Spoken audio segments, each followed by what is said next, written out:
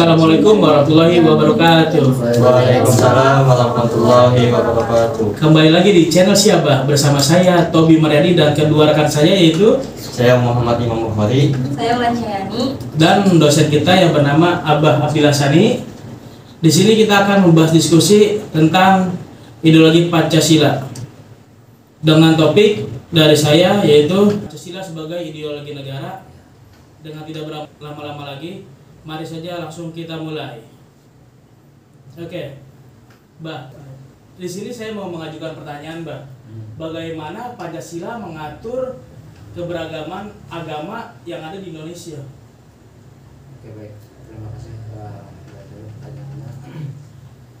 Jadi di sini yang diatur oleh Pancasila adalah bagaimana supaya berbagai macam agama dengan berbagai macam keyakinan, dengan berbagai macam ajaran yang pastinya satu dengan yang lain saling berbeda, itu bisa hidup rukun.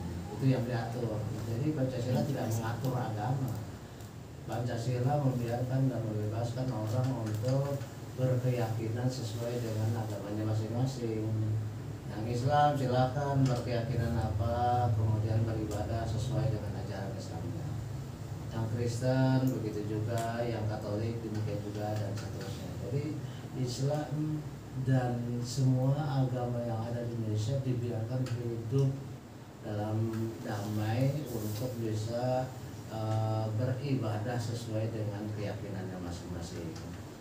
Pancasila tidak masuk ke dalam masing-masing ajaran agama, tidak mengatur, oh Islam harus begitu, tidak, Kristen harus begitu, tidak, semuanya sesuai dengan keyakinannya sendiri.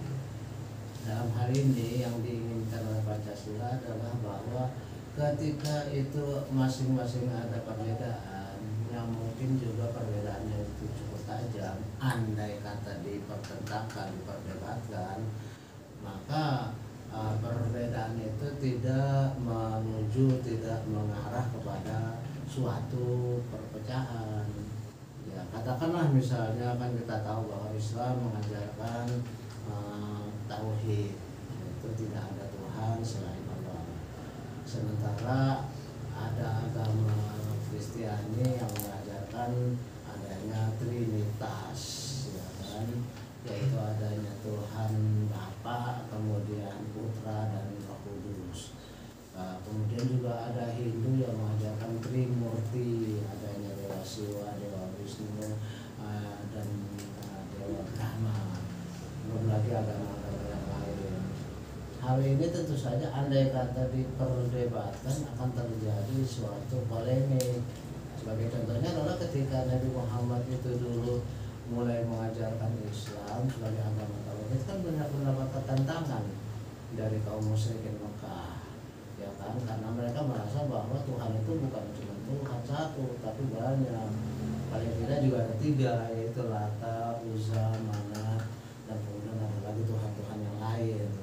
Nah, di sini kita melihat ada friksi, ada pertentangan, sehingga kemudian umat Islam pada waktu itu kan bukan hanya dibully, tapi juga dianiaya, bahkan dibunuh, bahkan dikejar-kejar, bahkan Rasulullah sendiri ingin dibunuh, sampai akhirnya Rasulullah hijrah, ya kan, pindah ke kota lain. Ini kondisi yang tidak diinginkan oleh Pancasila. Jadi jangan sampai yang satu bilang satu, yang satu bilang tidak, itu akhirnya jadi berantem itu kemudian terjadi sampai permusuhan yang berbahaya, sampai ada pembunuhan, ya kan. Kalau ini dibiarkan kan pasti bukan Indonesia lagi, ya. Itulah sebabnya kemudian kalau kita ingat dalam sejarahnya itu kan Pancasila itu diawali dengan adanya Piagam Jakarta, di mana Piagam Jakarta itu menyebutkan sila pertama Pancasila adalah ketuhanan yang Maha Esa dengan ketentuan menjalankan syariat Islam bagi pemeluknya. Padahal jelas itu saja sudah disebutkan bagi pemeluknya, berarti kan tidak berlaku bagi umat lain. Tapi tetap saja itu menjadi buah dari suatu bibit permusuhan. Karena apa? Berarti kan kok sampai Islam disebutkan dalam konstitusi? Ya kan, kok cuma Islam yang disebutkan, yang lain enggak? Ini kan dari timbul kecemburuan. Maka kemudian akhirnya disepakati bersama demi menjaga keutuhan persatuan bangsa, maka disepakatilah bahwa 7 kata dalam Piagam Jakarta itu dihapuskan sehingga bunyinya menjadi ketuhanan yang Maha Esa. Begitu juga tentang pengangkatan seorang presiden.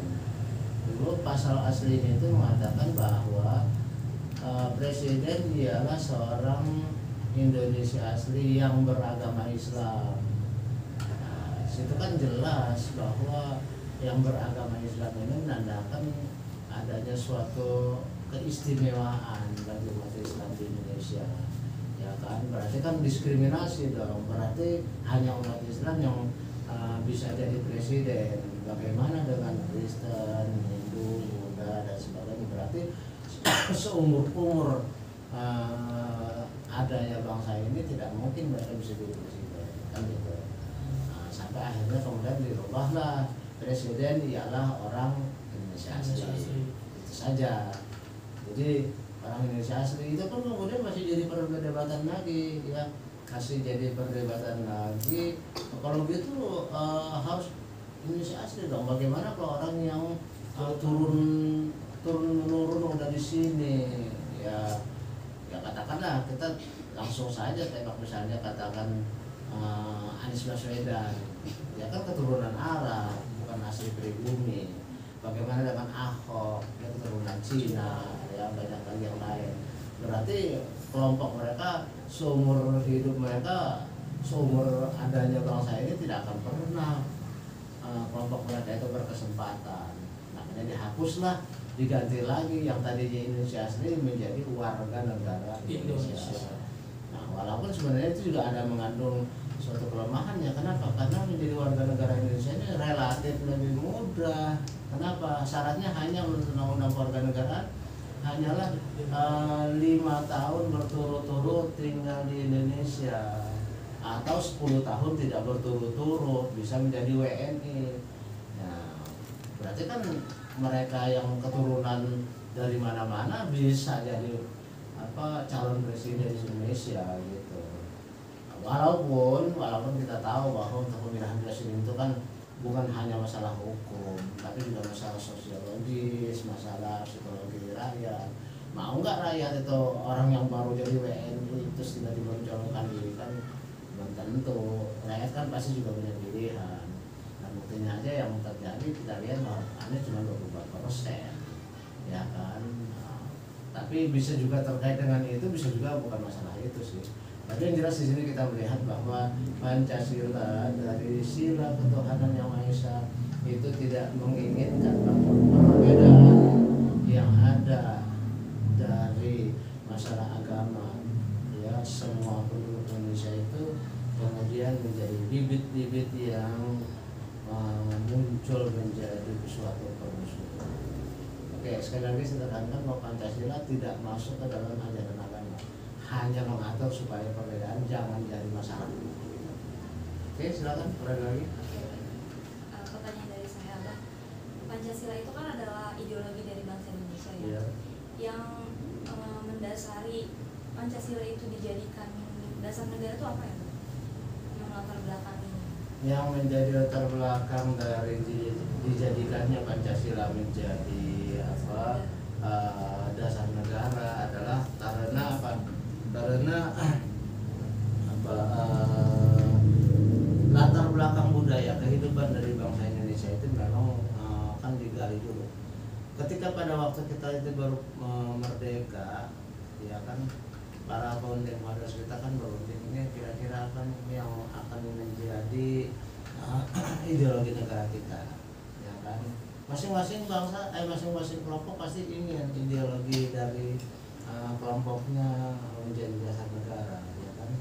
Nah, ada yang menginginkan komunisme, ada yang menginginkan sosialisme, ada yang menginginkan Islamisme dan sebagainya. Maka kemudian dibentuklah suatu badan, ya, suatu panitia yang bernama Panitia 9, ya. Nah, terdiri dari 9 orang untuk merumuskan apa sih dasar negara yang akan kita pakai kalau Indonesia sudah merdeka. Maka berundinglah mereka awalnya itu kan dari Bung Karno, dari Pak Yamin, dari kemudian yang lain-lain itu mengajukan konsep itu kemudian diperdebatkan, didiskusikan mana nih yang paling bagus. Akhirnya terjadilah rumusan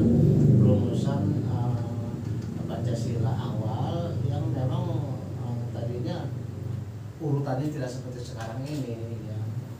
Kemudian dirundingkan lagi, muncullah kemudian yang namanya Piagam Jakarta tadi, di mana masih ada sila ketuhanan Yang Maha Esa dengan ketentuan menjalankan syariat Islam bagi pemeluknya. Itu pun masih dipertimbangkan lagi ya, dirumuskan lagi dan sebagainya, keluarlah akhirnya Pancasila yang kita pakai sampai sekarang.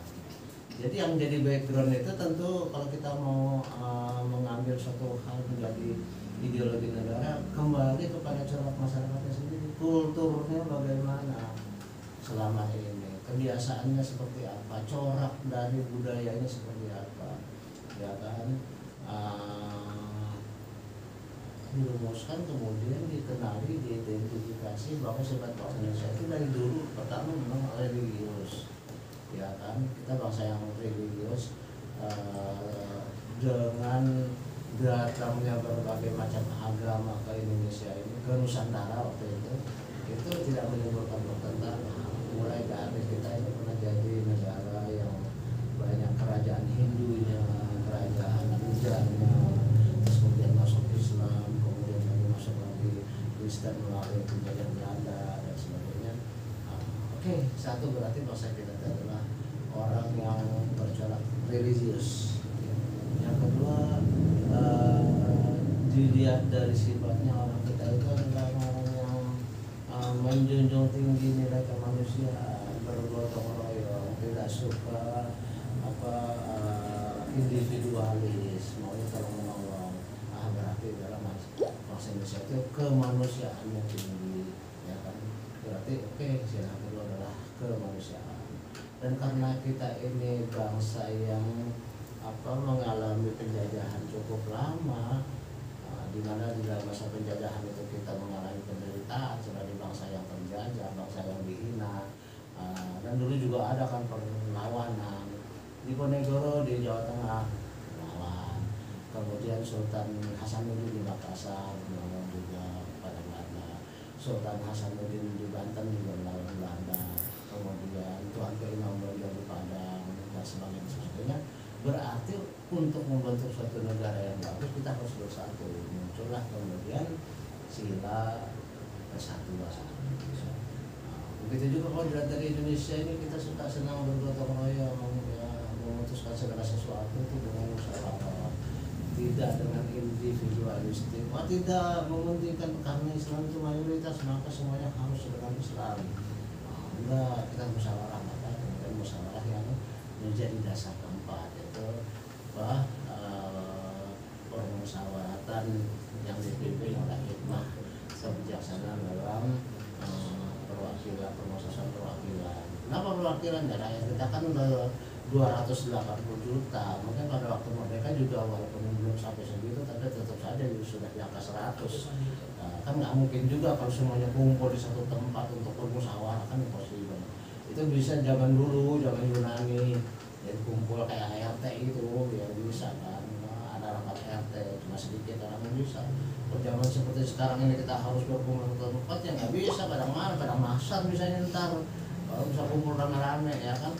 Di Monas nggak nyampe segitu banyaknya, kamu di mana? Apalagi di lapangan kampung Babakan di desa.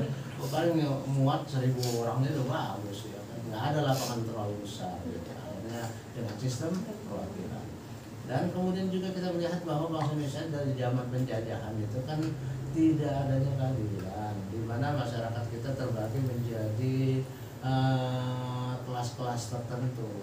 Misalnya orang-orang Belanda itu kelas utama, ya kan. Terus kemudian orang-orang pendatang orang istimewa, orang keturunan Cina, orang keturunan orang keturunan Belanda, orang keturunan Arab, orang keturunan India, semua mendapat perlakuan yang istimewa. Padahal mereka pendatang. Justru pribumi yang mendapatkan kelas kambing, kelas yang terhina, sampai disebutkan bahwa di depan suatu rumah sakit sebutkan anjing dan pribumi dilarang masuk. Itu kan penghinaan benar-benaran. Maka tentu saja ketika kita merdeka, kita mengharapkan suatu keadilan. Ya jangan sampai perilaku seperti itu kok kita sudah merdeka masih saja. Ya kan dulu perilaku seperti itu dilakukan oleh bangsa penjajah. Tapi kalau ketika merdeka mungkin saja nanti kita itu akan dijajah lagi oleh bangsa sendiri. Misalnya apa, oleh para bangsawan, oleh orang kaya, oleh orang mayoritas, ya kan, dan sebagainya. Sehingga timbul yang kelima adalah kita harus melakukan suatu aktivitas ataupun suatu kebijakan yang sifatnya berkeadilan sosial bagi seluruh rakyat Indonesia. Tidak mandang itu bangsa pribumi, tidak mandang itu bangsa keturunan, tidak mandang itu orang kota atau orang desa, ya, tidak mandang itu orang Islam atau non Islam, orang Jawa atau non Jawa, pokoknya semuanya bagi seluruh rakyat Indonesia keadilan itu. Jadi itu kira-kira latar belakangnya kenapa akhirnya kita merumuskan Pancasila sebagai dasarnya. Oke, ada lagi? Maaf, Abah, itu sih kaki saya keminang, Bah. Oh iya. Maaf ya, Bah. Itu dikatain. Berarti kamu udah tua. Iya emang. Emang, Bah. Emang ya? Emang, Bah. Apa dulu, Mam? Sebentar, Mama. Betul, ini keram. Aduh. Tadi ngantuk sekarang keren. Oh, Bah. Jangan ditekuk makanya. Sila aja. Justru disantai. Sila aja. Dibikin relax. Sekarang dari pagi sampai sore ujungnya ya udah susah bergerak. Tapi wajar bersila terus dari pagi. Tadi aja pagi anak-anak yang seharusnya jam 10 minta jam 8 karena jam 10 udah kerja. Ya udahlah, jam 8 udah mulai. Terus jam 8 mulai nggak lengkap lagi, terpaksa lagi nunggu yang lain. Ini apa ya? Siapa nih yang tukang urut? Ayo, yang cewek. Ini. Ini, Iya, gimana? jangan tuh. Bang bisa ya, Bang? Cewek kan. Cewek. Oh, semangat. Hobi mah, hobi.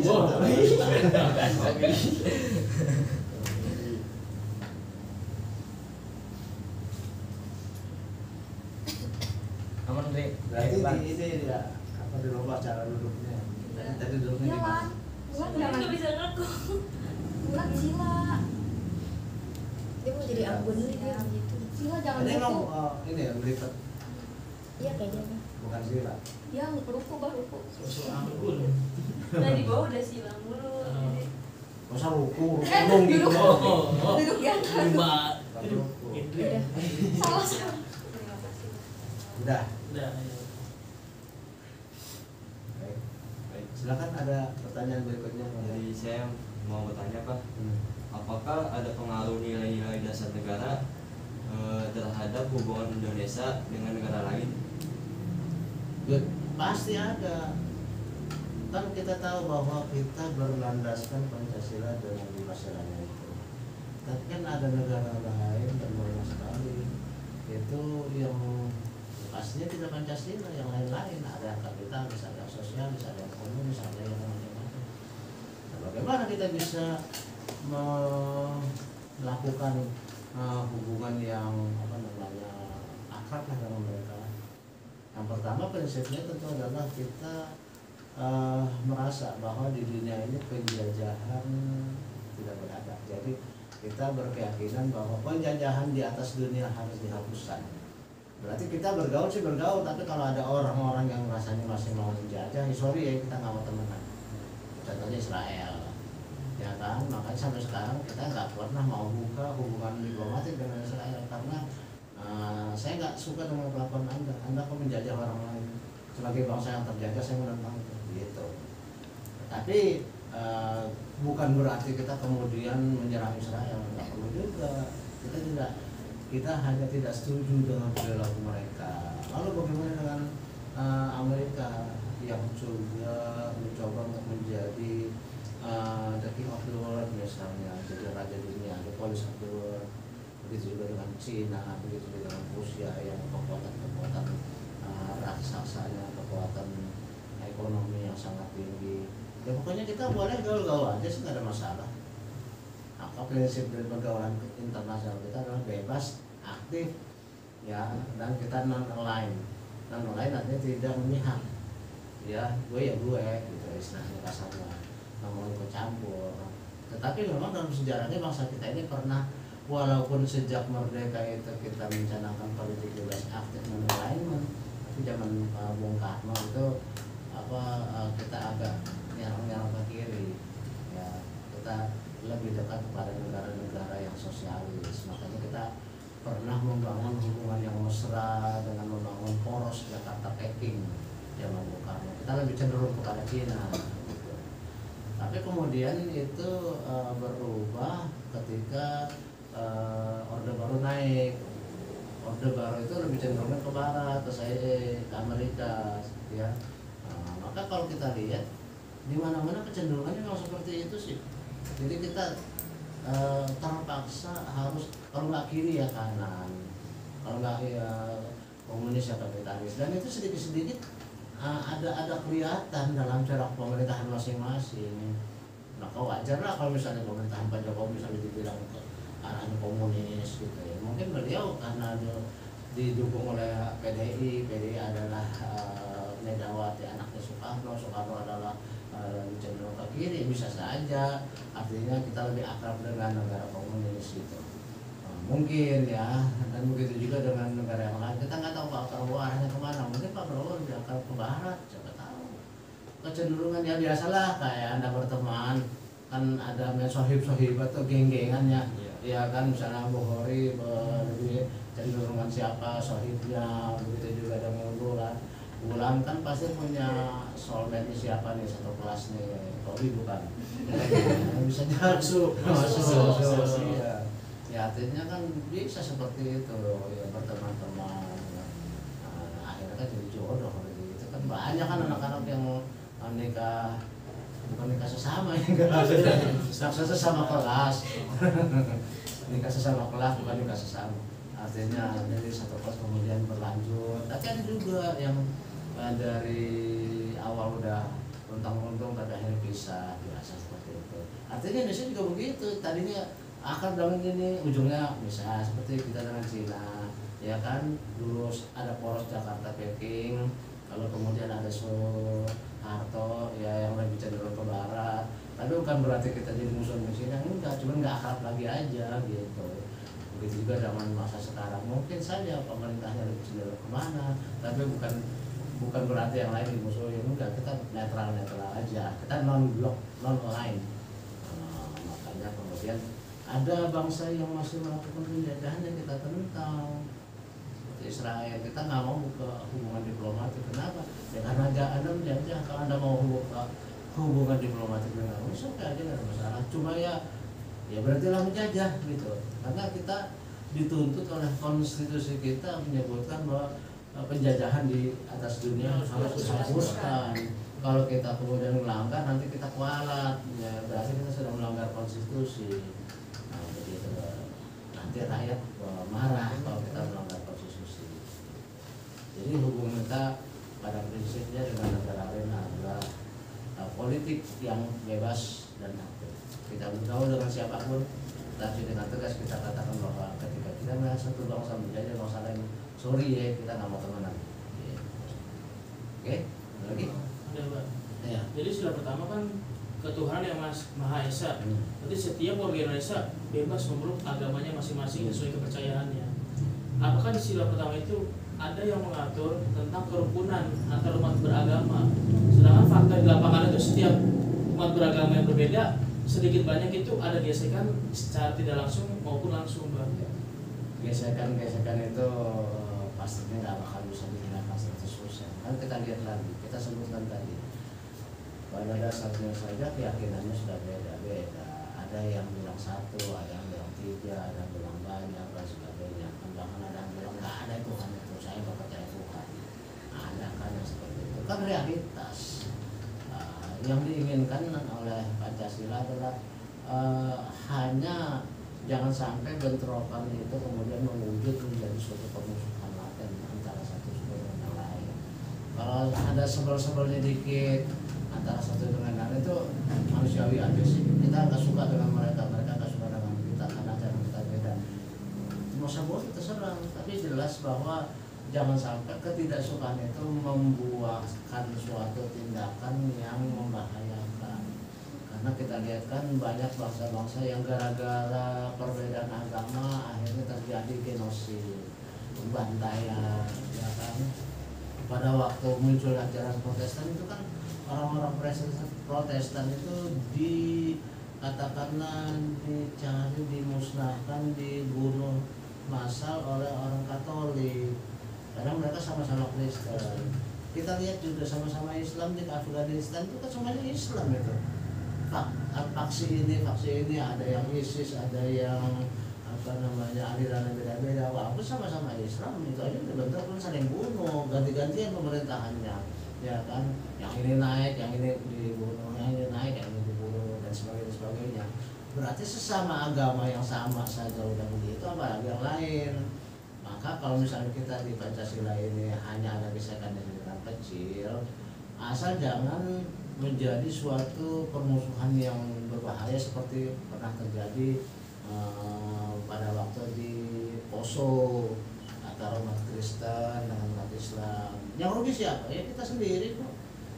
Kalau kita berbentrok, kita bermusuhan sampai jadi peperangan, kan tidak ada kehidupan yang aman, tentram, damai. Mana bisa kita dagang, mana bisa kita berusaha, mana bisa kita aman tidur malam. Nah seperti itu kan merugikan kita sendiri. Ekonomi pasti terguncang kalau kita ini ada bentrokan. Jadi Pancasila itu menjaga prinsip itu, ya jangan sampai membuahkan suatu perang terbuka. Nah kalau sekedar senang nggak senang itu nggak bisa dihindari, itu manusiawi ya. Ada ya dasarnya saja sudah beda-beda. Nah, sudah dijagalah, makanya jangan ada tukang kompor nih, yang harus dijaga jangan ada tukang kompor. Ada orang-orang yang istilahnya asap golok kalian, kita akan perang dengan ini. Jangan tuh, jangan seperti itu, harus tangkap tuh. Kenapa? Berbahaya, ya kan. Kita akan melakukan peperangan seperti pernah di Poso ya kemarin di Makassar. Jangan kayak gitu lagi lah, ngapain orang seperti itu langsung harus disediakan. Intinya emang harus ada ketegasan dari pemerintah. Ketika ada biang kerok yang ngomong macam-macam, yang aneh-aneh, yang membahayakan, langsung diamankan. Kenapa? Dia nanti akan merembet. Ya kan, kalau tadi cuma rasa like or dislike, lama-lama menjadi rasa betul. Makanya hate speech itu dilarang oleh undang-undang ITE kan, karena berbahaya. Kayak sekarang begitu. Mungkin kita juga bisa menyimpulkan bahwa Pancasila merupakan suatu jalan tengah antara berbagai macam perbedaan. Dari segala sisi-sisinya yang kita harapkan kita jaga bersama, ya menjadi suatu hal yang menjadi berkat antara perbedaan yang satu dengan yang lain, jangan sampai merugikan kita sendiri. Saya kira demikian yang bisa kita diskusikan. Bisa ditutup, silakan.